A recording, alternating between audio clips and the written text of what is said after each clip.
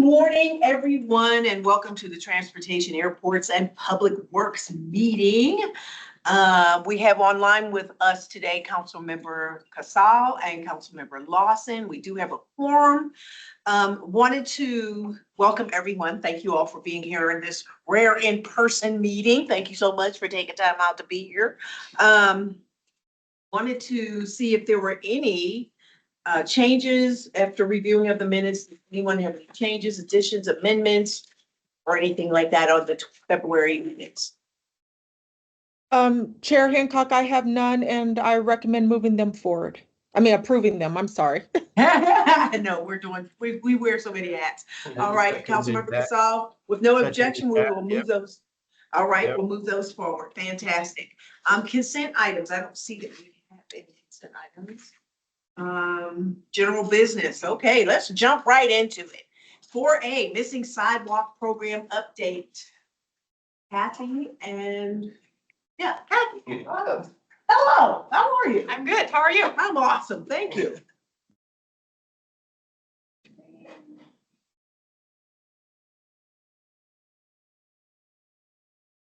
Everyone in person. This is excellent.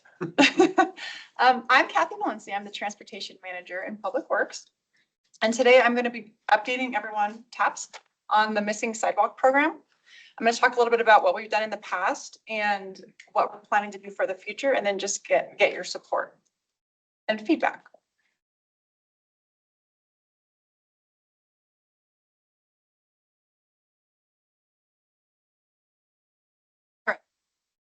So this is the background on the program and what we've done in the past. We have two big projects that we're working on right now. We're calling phase 1 and phase 2, and I'll go a little bit into detail on those two projects here in the next slides. But these two projects, we received DRCOG Transportation Impact Improvement Program grants. Sorry, let me try that again. It's called a TIP grant, the Transportation Improvement Program. And so these two projects, we received over $7 million for a federal grant to complete the two projects. And these sidewalks were selected mostly on studies that were completed in the city previously. They're listed up there. There were Places, Northwest Aurora Mobility Study, and the Havana Street Corridor Study.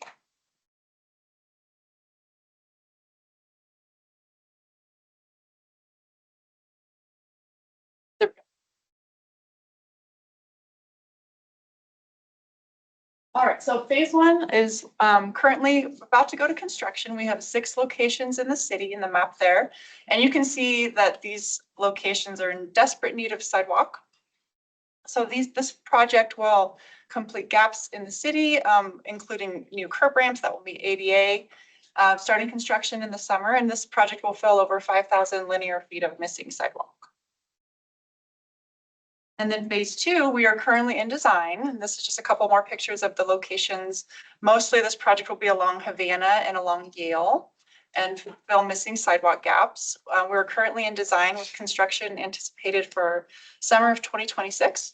And this project will complete over 10,000 linear feet of missing sidewalk.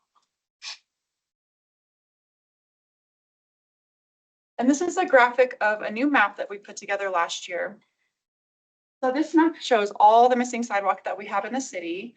There's over 318,000 linear feet of missing sidewalk, which comes out to be, I think, 60 miles of missing sidewalk.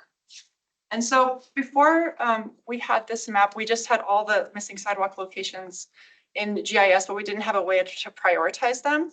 And so what we did is we took the DRCOG criteria, and DRCOG shared with us their layers, and we were able to take their layers, import it into our map, and now we have the ability to score the sidewalks based on the DRCOG criteria. So some of the criteria up there, the environmental justice areas, bus rapid transit, and the high injury network are the top 3. So now we've taken all of the sidewalk in the city and we've prioritized it to very high, medium, low, and very low. And the reason why this is important is because we get a lot of sidewalk requests. I think we currently have 60 in our queue. And so it really helps us to be able to tell the citizens where they stand as far as like the very high to a low priority, and kind of gives them the bigger picture. Sometimes we don't have all the funding to just go and put a new sidewalk in. And so it helps with that conversation. So what we'd like to do is start working on the very high priority sidewalks for this next project. I think that's everything I wanted to say on this slide. Can I add just Yes. 2 items, Kathy? This criteria is the same criteria that we were able to get funding for phase 1 and phase 2 missing sidewalk gaps that we already have. And also, my other point was, this is public facing, correct? We have a public facing one. Yes, so the citizens can go in and look at the map at their convenience. Thank you. Yep, thank you, Cindy. So what we've done is we've taken the top locations from the map and we've selected 9 locations, which will be over 11,000 linear feet for this next project. And so what we'd like to do is use existing design funding to focus on design, and it's called first, last, half mile funding, which is kind of what you're supposed to be using to help citizens get to bus stops. It's that first, last, half mile. And then what we'd like to do is pursue a Dr. Cog tip grant for construction, which the next one will be coming out in 27, I believe. And one thing I do want to point out is all the locations that we're selecting is adjacent to development that has already currently occurred, and sidewalks were not required during that time. So we like to make sure that any new development coming in, they're responsible for their sidewalks. So these locations are currently developed and likely would not be required to put a new sidewalk anytime soon.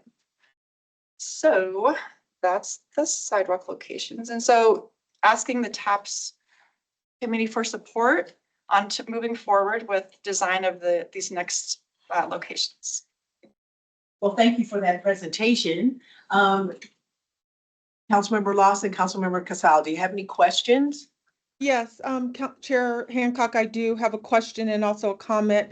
I'm glad that Chambers and Hamden, that's going to be repaired because that's becoming a very blighted area. Anything that we can do to make that area, even sidewalks, makes a difference. So I'm very appreciative of that. Like I said, as that area is becoming very blighted, I know city priorities are in other areas. I'm still going to try to fight for that area to make it look a lot better than what it's doing because it's going downhill. So that's just my comment on that. In terms of the public facing, what's the how can residents get to? Do they go onto the Public Works website to locate this? Yes, and whenever we get a question for sidewalk, we send the link to them as well so that they can take a look at the map. But yes, it is on our website. Okay, but can you just tell, is it on the Public Works website in case I want to give the information to constituents? Yes, and I can get that to you after this meeting. I can send you the link. Okay, that would be great because I have a town hall on Saturday, so it'd be good to maybe give them that information. That's all the comments I have, and I do support the design of the highest priority sidewalks. Councilmember Kassaw, do you have any questions? I did not have any question, but I do support the design. But my question was actually, Councilmember Lawson did, ask that question to see how we, can provide that information to the, the community, but it's been addressed already. So I don't, thank you. Okay, that was my question too. I would love to have that sent to us after the meeting. That way we can post it on our socials and also make sure for my upcoming town hall that I have that available. I'll do that. Sure. Thank you. So we, with no debate we will move it forward. You have our thumbs up. Thank Awesome. you. Okay, next is item 4B, neighborhood traffic calming before and after study. Oh, Michelle, That's me. that's you. Hang on 1 second. Well, Carl tries to share, so this is a update we have on the program with some data from our before after study. We have a few slides of overview as well, especially for Councilmember Kassaw, who hasn't seen our annual updates that we give. We set aside 10 minutes, but since we have extra time in TAPS, we might want a few additional minutes just so we're not super rushed. So just heads up. No worries. But I'll keep time. That's traffic. Wave at Carl if we get crazy. Yeah. Sounds good. It's not calm, yeah. Right, really not calm.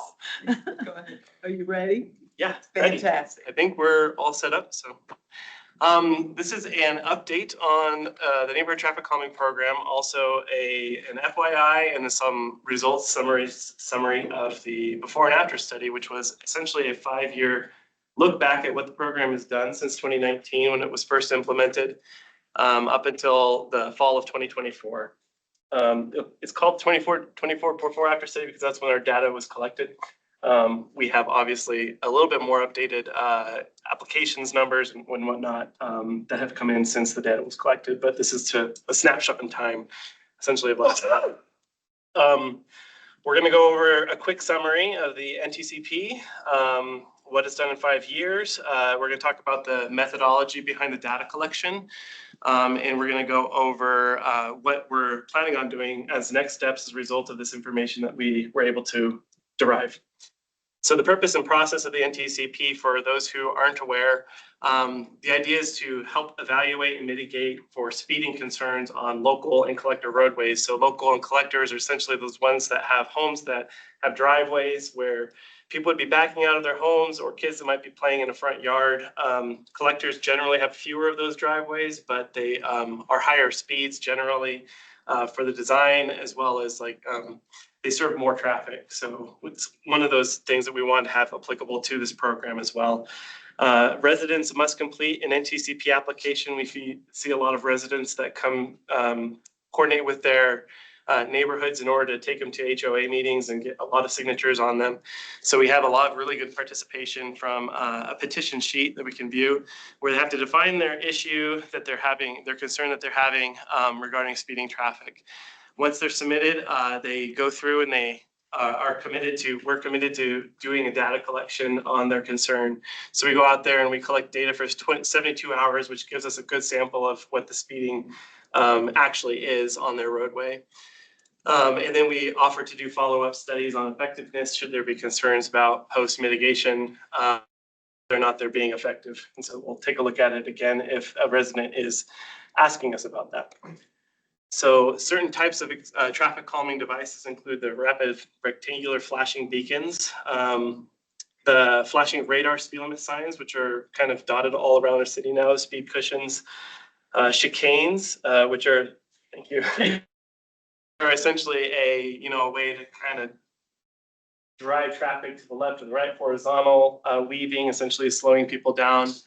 Roundabouts, compact roundabouts, we have a few of those now. Roadway striping to do road diets into narrow roadway lanes to get drivers to feel a little bit more friction on their drive and slow them down. Pedestrian improvements like curb extensions to bring the pedestrians out toward the middle of the road before they cross. So drivers, there's less of a conflict there. These are all just types of traffic calming. The program began in 2019. We've received over 180 applications to date. We've been able to do mitigations at 117 of those applications. So it's about a 60% rate of mitigation. For various reasons, do applications not receive mitigation? If we do the data collection and they don't have speeds that were prevailing that would really meet our thresholds for doing traffic calming where it would be effective, then they don't qualify. But beyond that, it's more of a funding issue. So how much funds do we have and how do we prioritize that? We do have methodology for prioritization that is available on request to anybody who asks, really. We've been able to do 243 devices. So some of these applications, you have to install 2 or 3, sometimes 4 traffic calming strategies in order to effectively do what we need to do to slow people down. And we've completed to date, as of August of last year, I should say, 70 sites, which more contracts for this spring and summer to be installed coming up in 2025. So the before-after study was essentially to establish the efficacy of the program. We hired a consultant, Atkins Realis, to coordinate the data collection, help us to select the sites, and take a look at the changes and figure out what's valid and how are we going to be able to summarize this in a way that actually gives us the results that we're wanting to know about effectiveness on the traffic calming devices. So it reviewed all the traffic calming installations that we have. We wanted to select a variety of treatments, so speed cushions, flashing radar signs, roundabouts that we've put in, striping projects that we've put in, and to compare it to like what roadway are they on to see what might be most effective on which type of roadway and other factors. So we ended up with 54 of the 117 sites that we've installed. And we feel like we got a pretty good sample. This was the method by which we use. We have a dashboard essentially that has all the applications in. And we have different little logos there that show like where the installations have been put in place. Once we selected them, we collected the speed data in August and September. We always do it midweek. Sometimes when the concern was on the weekend, we do look at the weekend speeds as well, because recreationally, sometimes that's the biggest concern. And we made sure that we got the data collection within like an influence zone, because if you approach a speed cushion, you might not slow down until some 200, 300 feet in advance of that speed cushion. So we try to get it within the influence zone. We do have a broad sample where it's a little bit farther away from the influence zone, just to see if it's mitigated speeds on a corridor basis as you drive through a street. We were able to get 2 roundabouts, which at the time of this data collection was, representative of the projects that we've been able to do. Roundabouts are a little more expensive, so there aren't too many that we've been able to install, but 2 roundabouts.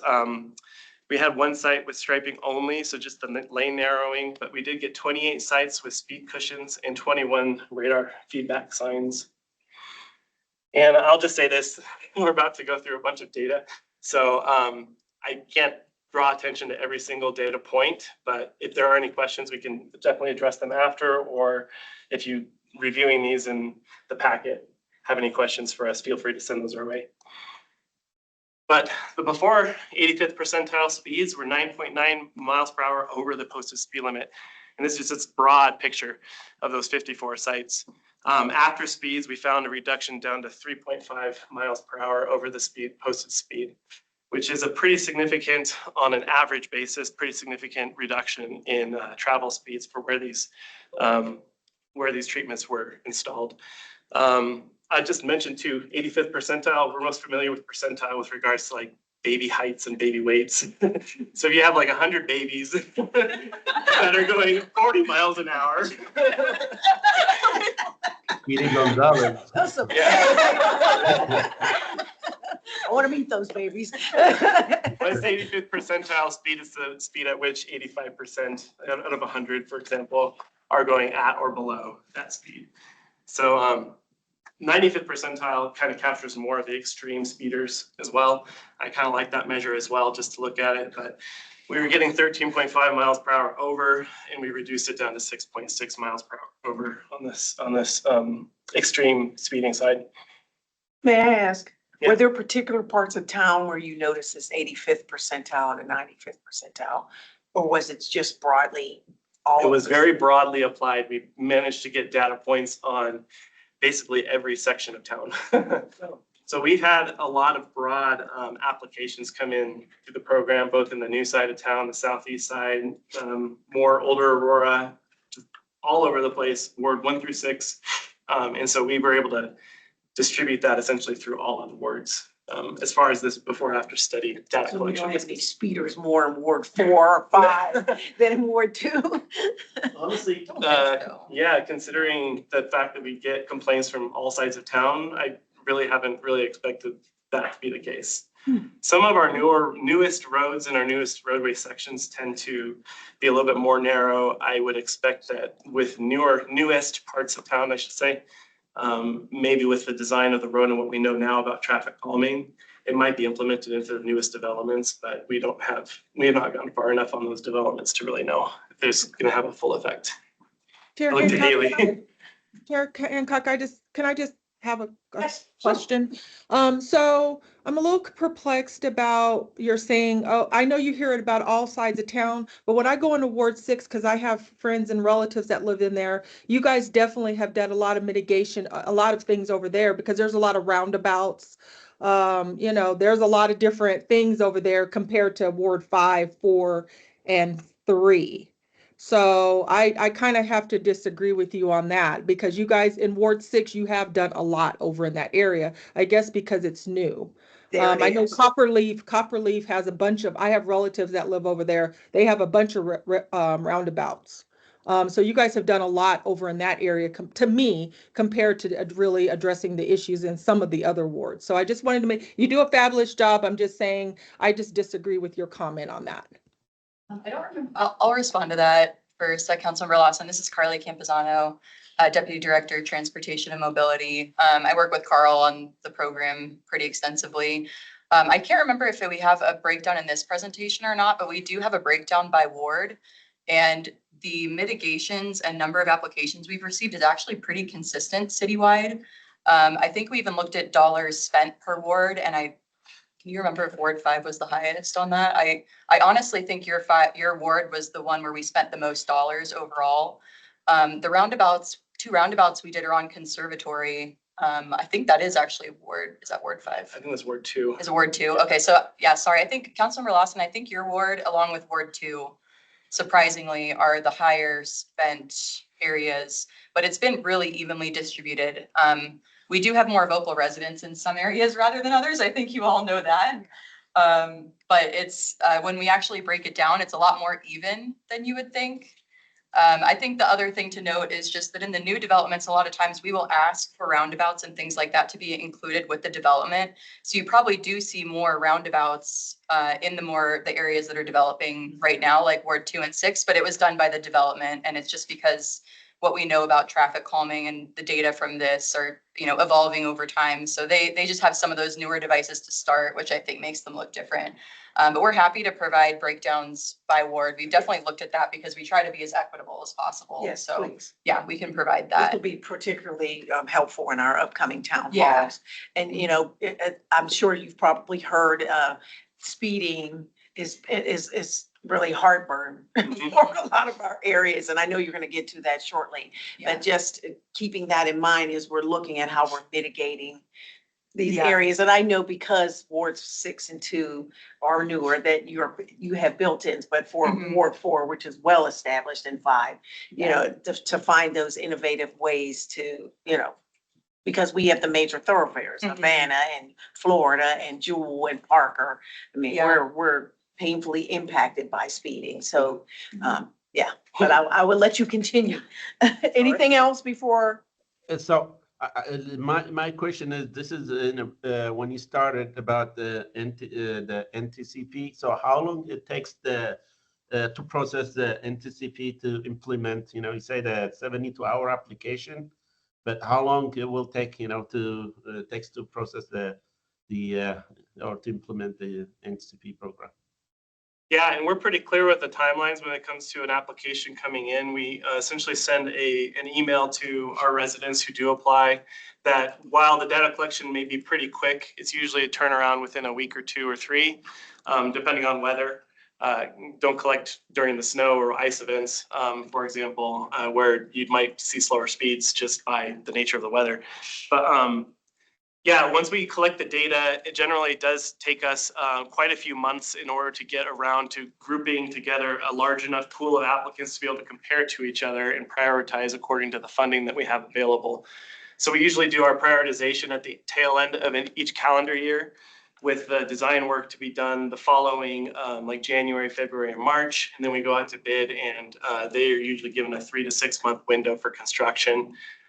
We found that when it came to installing these mitigations, that if you try to bid out each street individually, first of all, we wouldn't have a basis to be able to prioritize funds if we're not comparing them to each other, the roadway classifications and the roadway characteristics and the speeding profile.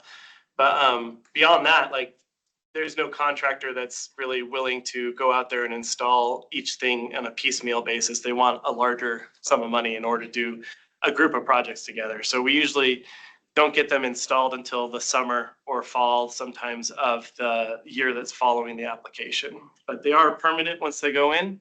And we do try to make those timelines pretty clear when we send our initial, we received your application acceptance letter. Okay. Yeah. Thank you for that. No problem. We good? Yeah. Okay. Okay. So yeah, we did take a look at several different characteristics of the before and after data, tried to parse it out as best as we could. The speed change by treatment is one of the most important things. Like, are we putting in speed cushions and they're not having an impact? Is something else having a bigger impact? And so we found that the installation of a roundabout, as expensive as they are, and I will not try to mischaracterize it as being something that we can easily do, but they do have the largest percent change in 85th percentile speeds, as well as the largest reduction in that 85th percentile. So we found that the roundabouts themselves are very physical characteristics in the roadway that people have to drive around. Otherwise, they're going to be getting essentially launched into the middle of the center island. So the idea is that physical obstacles in the roadway are the best. Speed cushions, you'll see to that same degree. We usually reserve speed cushions for anything that's posted at 25 miles an hour because they're designed to slow people down to 20 to 25 mile an hour range. So the 30 mile an hour to 35 mile an hour roads that are posted at 30 or 35 miles an hour are very difficult to justify putting in because they were designed, the roadways were designed to be at a higher speed and to host more traffic. We found that our collectors are generally intended to be higher speeds, so speed cushions are a little bit more out of the question, but we do have the speed limit feedback signs, which we did see a reduction in 81st percentile speed for those up to the tune of about 3 miles an hour. Interestingly enough, it was a greater reduction in the 95th percentile speeds, which means that we're kind of catching a little bit more of those high-end aggressive speeders through the speed limit feedback signs. The striping changes, we do sometimes for safety, sometimes for pedestrians, sometimes for bikes. We want to delineate the roadway a little bit better, but it does have a traffic calming effect as well. So we get to see a reduction of 2.6 miles per hour on that one. So this is just a little bit more of a graphic. You can see the purple lines, the purple dots are the before studies. We have a few applications where you can see the tall end of that is pretty high compared to like what the posted speed is. But you see at the 25 mile an hour posted speed limit on the x-axis, we saw giant reductions from 45 on the top end to 35 after the fact. And for the 30 mile an hour posted speed, we go from almost 55 miles an hour, which I mean, isn't surprising, but it's also surprising, down to 45 mile an hour, which is a reduction. So we'd like to see that. 55 mile an hour for the 35 mile an hour posted speed only brings it down to 50, but it's still, again, it's a reduction. So we're seeing some reduction even at the higher posted speeds. It kind of is a reason that we look at really only accepting local and collector roadways to the program, because traffic calming devices have less and less efficacy the higher the posted speed is. So yeah, this is broken down by classification. So for local roads, again, these are the roads where you might have driveways with people backing out or kids playing in the front yard. We're seeing a 21% reduction in the 85th percentile speed, which I think is great. 15% reduction on collectors. Speed cushions specifically, we're seeing within 250 feet of the speed cushion, we're seeing a negative 9.1 reduction in 85th percentile speeds. So even beyond that 250 feet, which I thought was an interesting finding, that even in like the lead up beyond 250 feet, which was what we kind of figured was the threshold for influence area for that speed cushion, we're still seeing almost 6 mile an hour reduction in travel speeds on the 85th percentile. This one looks a little bit more complicated, but it does break down as far as the speed limit feedback signs. This is like every sign out there. You'll see on the x-axis, we have several indications of 25 mile an hour posteds, 30 mile an hour posteds, and 35. So this is each of our signs that we took as a sample. And the purple means that we got reduction in speed. We are going to be looking at what the gray means for which particular application we have, but we do only have 3 of those that appear to have gone up in speeds, which could be for a variety of reasons. But if it's because it's less effective, then we might look to reallocate some resources to those streets. Those assigned to specific streets or? Yeah, these ones were pulls from specific signs that we have out there. So it's just a sampling. Each bar is a different sign. And yeah, each bar has I a mean, different sign. I'm looking at those Yeah. gray ones. I'm like, well, who are these, Yeah, who are those people? I mean, Well, where are and- those areas? and frankly, we do provide all residents with the opportunity to come in and say these signs are doing nothing. And we'll go out there and we'll pull the data from the signs and see if they are one of the gray boxes. Okay. And try to take a look at that and make a plan. We don't have a whole lot of examples of the striping and roundabout improvements, but where we did have a roundabout, I'm thinking specifically conservatory, we saw a reduction in 10 miles an hour on that road.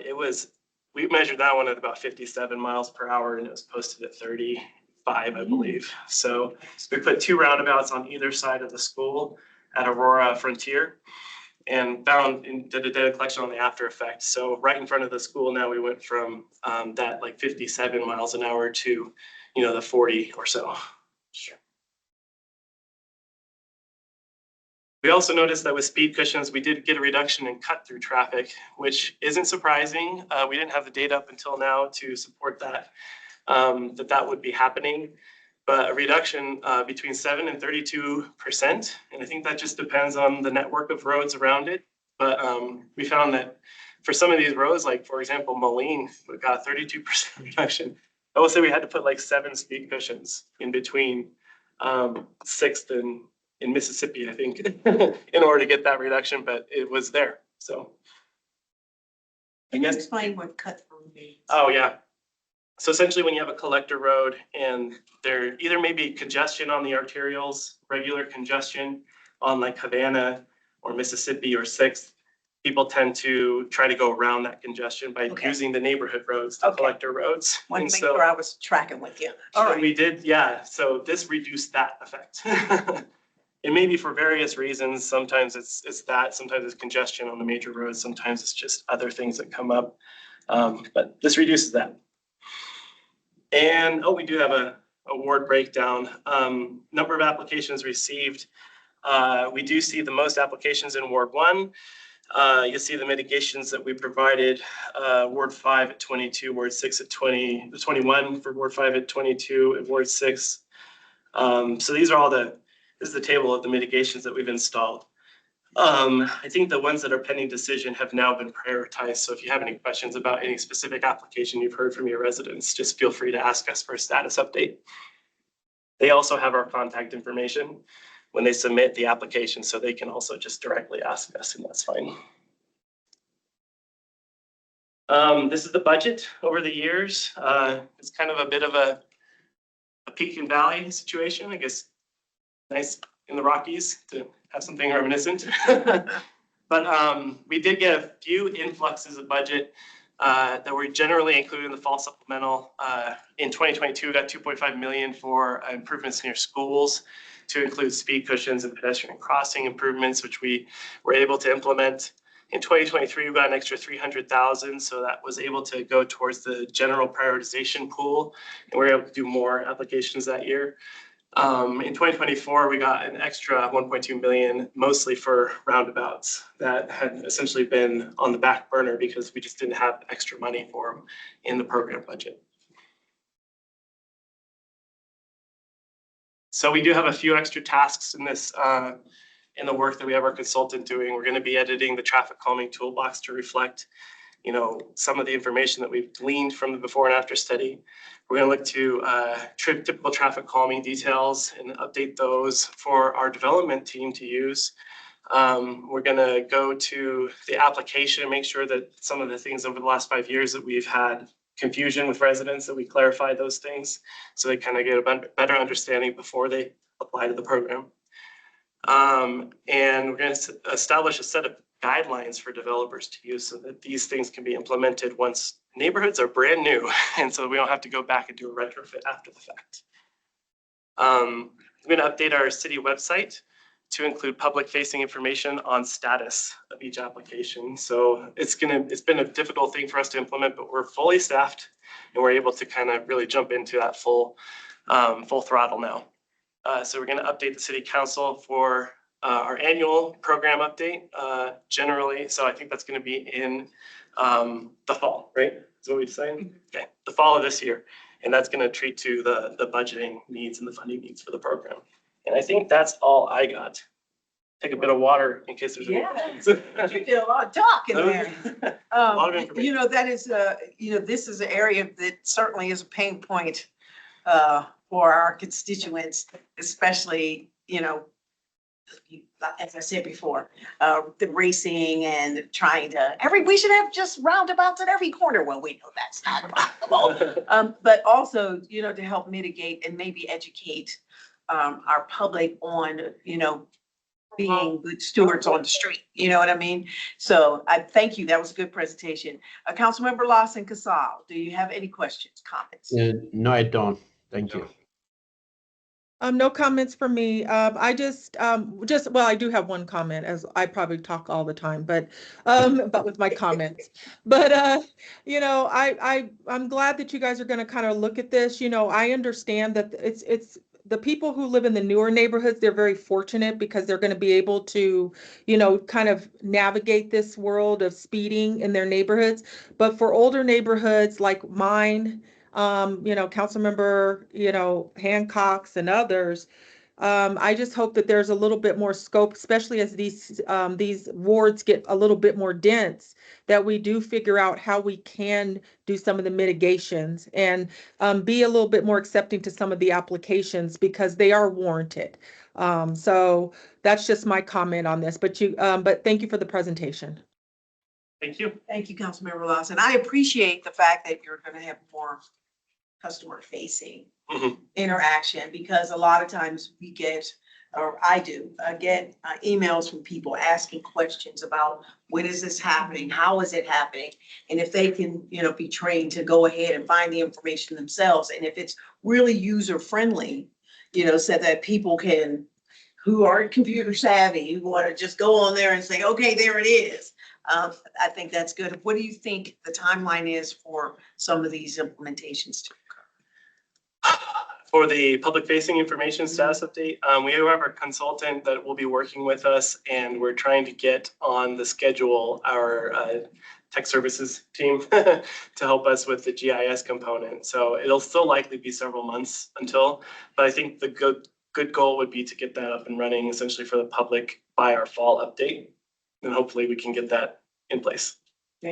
For our bigger projects, like if we're doing roundabout projects, we will probably set up just a separate, more simple website without the GIS to keep people updated through construction as things change. So we've talked about doing that too, because those are a lot more impactful, might involve road closures. Yes. And there are 2 roundabouts coming up in Councilmember Lawson's ward this summer, and there's actually one in your ward as well. Those are our 3 roundabouts at Florida and Moline. Florida and Moline. Yay! Yeah, so when we've given previous updates, it's been really helpful. I think council has helped get special allocations and supplementals for specific projects that are higher in cost. And that's been really helpful to get some of the bigger projects done. So we will keep you updated on those. Well, that is then awesome. The we'll have a- neighbors will be very happy over there at Florida and Moline because Yeah, they have been hopefully. I think they will. very vocal on that. So They are. that is really great. And yeah, kudos to you guys. I just wanted to make a mention. I got a postcard in the mail recently on the 9 Mile Bridge. That was awesome. Who's responsible for that? Probably our Julie. Julie Patterson. Communications. Because I, again, fielded many questions at my last town hall with regards to when that bridge is going up and how's it looking and what does it look like and where is it actually going to go? And I'm just like really excited to see this is finally moving forward, especially as that new community right there on the corner of Peoria and Parker is coming full circle. And it looks like it's like 80% completed. They're already starting to rent units. So yeah, that's going to be a big change. And we're really excited for seeing that. Miscellaneous matters for consideration. Do we have any? Yes. Chair Hancock, just a question, and maybe this doesn't have to be a subject, but one of the questions that I'm getting from just constituents, I just kind of want to know because I think it impacts a lot of people who travel the road of Quincy from Parker Road to Quincy. When will that road start happening? That time frame? Or can that be brought? Yeah, I can answer that for you. This is Kathy Valencia, the transportation manager. We have that project just trying to wrap up final approvals from CDOT. Okay. And then we'll put it out to bid. I'm thinking we'll probably start construction in the fall, but we're already gonna make sure our website's up to date so we can let the public know. Okay, thank you for that, because that's gonna be a big one for my area in particular, so. So how are you communicating that? Is that just gonna be like road signs or Yeah, our email? website, we'll do flyers and social media, and we're gonna put up those big boards that you can see to avoid this area, Yeah, construction yeah. coming. So. Yeah, and what are gonna be the alternate? Cause I mean, that's a major. There's Chambers. I think Bellevue and Chambers and Hampton would be the way to get around it, but our contractor will work with us to come up with those, and Carly's team will approve it to make sure we keep it moving as much as possible. Okay, cause that's a major impactful thoroughfare right there. And just another comment, be prepared for me to be coming with some complaints if people are gonna be going through Bellevue. I can guarantee you, so. Okay, yeah, cause that's a neighborhood, so part of it, yeah. They're not gonna be happy campers, but well, it's progress. Is there anything else? Anticipated topics for the next meeting? I think I've got those. Yes, ma'am. So for the next meeting, we have 3 items. We'll be doing a Connecting Aurora update with a focus on transit. We will also be doing a IGA for Piccadilly and Plains traffic signal with Arapahoe County, and that is located between Hampton and Quincy on Piccadilly. And then Carly is also bringing a CDOT IGA for our Senate Bill 8, which is the traffic signal maintenance items that we coordinate with them. You guys are really busy. Thank you. And Chair Hancock, if I can add Yes, to, please. we are continuing to look at grant opportunities for transportation priorities for the city. And there is a Safe Streets and Roads for All grant program. It's been in place for quite some time. We learned that this next year is the last year of funding for the program. So we are planning on submitting an application. We will update this committee on what the application entails. That is currently in the works, but wanted to update you all that we are going to be pursuing for a round of funding. We'll make sure that is part of your packet going forward as we provide an update. Great. That triggered a thought. How are we, since some of these grants and other sources of funding are ending, what are we going to be doing to backfill, or what are we doing? We have in our Growing capital it in the projects yard? I fund. don't Yes, we have annual funding for various transportation programs, Mhm. both maintenance and then you heard traffic calming, that's funded from our capital projects fund. So it's always a balance every year across all the needs, and it's something that, you know, we regularly have to work with you all on priorities. And so the grants are always that way to catch up and do more than Yeah. what's in our base funding. So we also have DRCOG funding that those cycles are still, as we understand, going to be occurring. Next one you heard is in 2027. So we're continuing to pursue different grants, continuing to do as much as we can within our capital projects fund, and make the best and extend the best of what we have with resources available. Yes. Chair Very- Hancock, could I have a question just on the grants real quick after you finish? Yes. So just on the grants, I think with all of the grants, what I'm noticing at the federal level, they're going to have to be revamped in terms of what the administration is looking for in order for us to even be considered. So is that something that you're looking at? Because some of the things that we used to put in the grants, especially on the transportation grants, because we're going to be going out to DC, we have to do a different type of technique. I mean, not a technique, a different strategy to make sure that we're accommodating what the administration is currently doing. And some of these things, I'm not going to mention what a lot of them are, because you probably know you're going to have to revise these because they can't have some of those implementations in order for us to even be considered for these grants. Has that been looked at with your department? Very much so, citywide. Okay. Both awarded grants as well as grant applications. The most recent one we've submitted for Montview, we were aware of the new administration's priorities coming in, and we made sure we structured that grant application and narrative around those priorities, and we'll continue to stay in tune with what we're hearing from the DOT and FHWA on what priorities are and what criteria are for grants to ensure our applications we're putting our best foot forward for success in those programs. Because the pool is smaller and the dollars are going to be really aggressively sought after by everybody. So with the smaller pool, we have to make sure we differentiate ourselves so we get that money. Because we need it as a growing city. All right, fantastic. Is there anything else? Okay, seeing none, we have our next meeting on April 17th at 11 a.m. Supposedly here, but everything's subject to change. But as it stands now, we'll have our next meeting. Okay, thank you all for your time and coming, and reports very good, and appreciate you very much. Council members Thank you. Kassaw and Lawson, have a good day, everybody. Thank you so much. Appreciate it. Have a good day. All right.